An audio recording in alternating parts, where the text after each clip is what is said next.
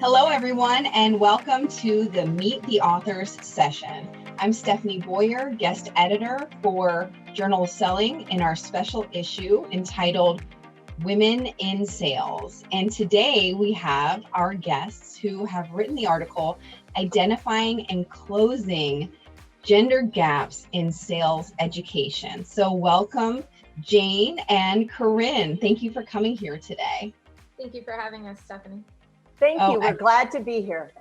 Oh, very good. Now, we'd love to ask a few questions and learn a little bit about what motivated the research, where we're going to go from here. So I'd love to just start out and ask, what inspired this research? Good question. Actually, it was frustration that inspired the research. I was teaching sales classes, traditional sales classes.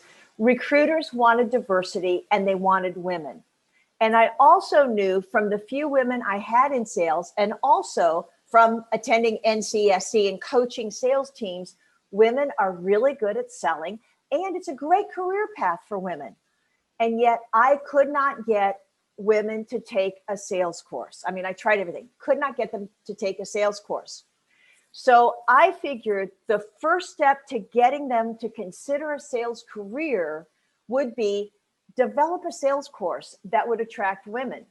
So I was fortunate. I got a grant, and Corrine was part of that grant. We got a grant from Procter & Gamble to develop a sales course to attract women.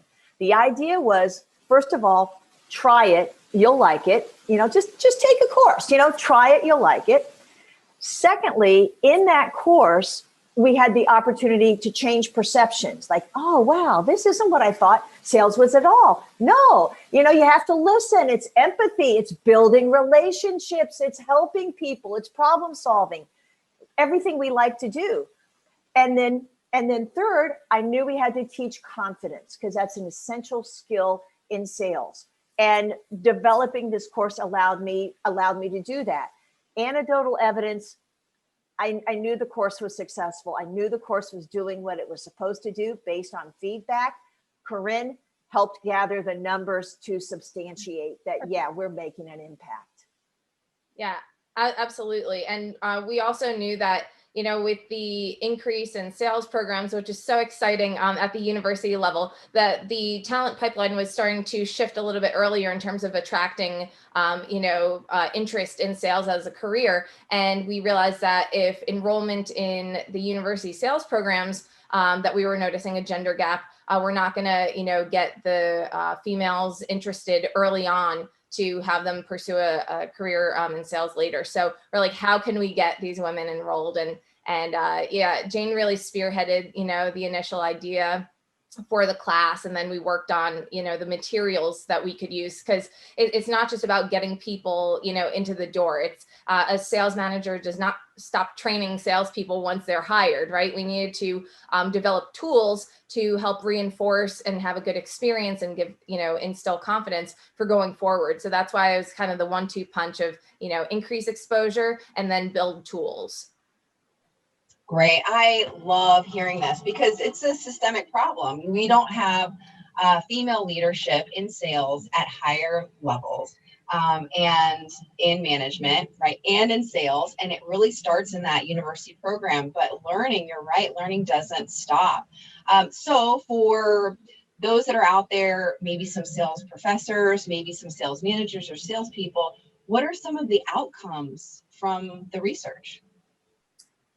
So in the initial kind of focus group that Jane had conducted, we noticed what we're going to refer to as the big four kind of outcome variables that we really felt were kind of the perceptual barriers that were really kind of preventing some females from, enrolling in a sales class. And that's a lack of confidence, a lack of resilience, a fear of failure, and then what we're calling an avoid goal, which is basically a desire to avoid situations where we're afraid that we aren't going to succeed, right? And so at the beginning of the semester, we did we measured their kind of perceptions at the beginning and end of the semester. And we found that at the beginning of the semester, on each of those kind of dimensions, the women who signed up for the women in sales class trailed the males in the co-ed class, meaning that they didn't have as much confidence, they didn't have as much resilience, they were more afraid to fail, etc. And we were so pleased that at the end of the semester, each and every one of those gaps had closed. And in some cases, the women were reporting even better, numbers than the males. We also found a closed gap on future in sales, which is huge, considering pursuing sales as a career. And we saw that gap close as well. And the females in the pedagogy innovation actually said that they were more likely to recommend the class than their female counterparts in the co-ed classes or the males in the co-ed classes. So we were really, really thrilled to see the enthusiasm that the females in this course brought, and all the wonderful outcomes that they seemed to gain. And building on what Corrine said, what I saw from my classes is more women going into sales, even women that, interesting, I would not have picked you necessarily to go into sales, but they now see sales as a viable career and are excited about it as a career.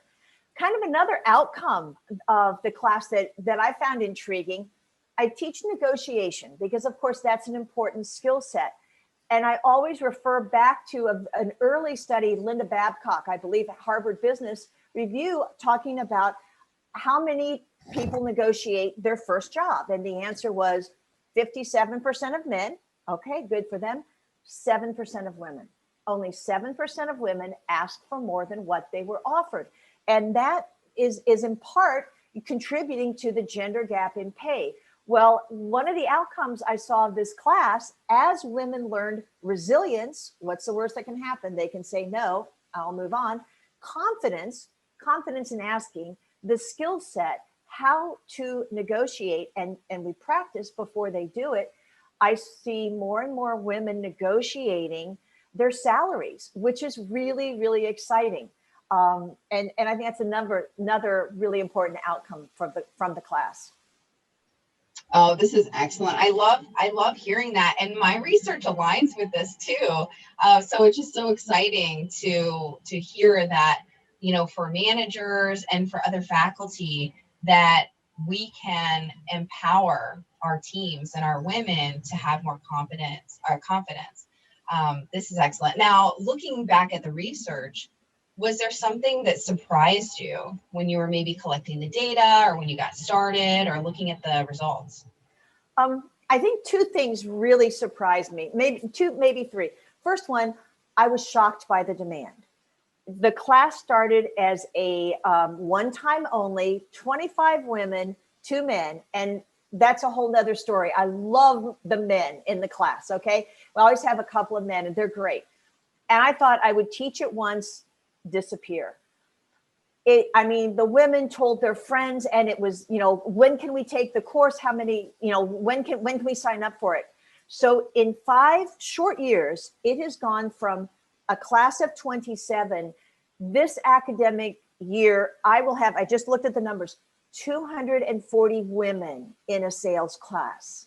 That is phenomenal growth. I never expected that growth, and we're limited only by my ability to teach it. The second thing that really surprised me is it changed me as a teacher. I have business degrees, okay? So I was always used to the class, majority of the class looking different from me. And I would walk into this class of women and say, whoa, they look like me. And I started counting how many women professors I had had throughout my undergrad, MBA, PhD. And it was 5. And nothing wrong with that. The men professors were great. They taught me great. I'm so appreciative. But I learned their perceptions. And with this class, I started developing my own style and different perceptions. So a couple of things that I've done, the language is really important. I was an undergraduate English major. And so I always hear in business class, toolbox, right? Get your toolbox out. And I realized I never use a toolbox. I don't want to use a toolbox. I don't know anything about tools. So I changed that analogy to shopping.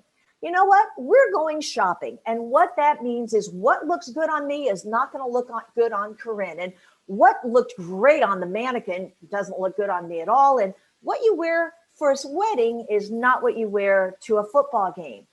And so I've changed my analogies. And it's been really fun to do that. The third thing, I said two, but I'm going to add the third thing. The third thing I learned is I took the material I taught in the Women in Sales class, and I ended up incorporating it in my professional selling class, which is still predominantly men. More women, just because the word's gotten around. Women are good at selling, and women, it's a great opportunity, but it's still predominantly men.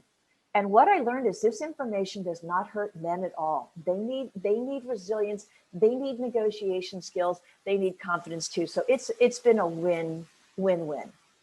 Yeah.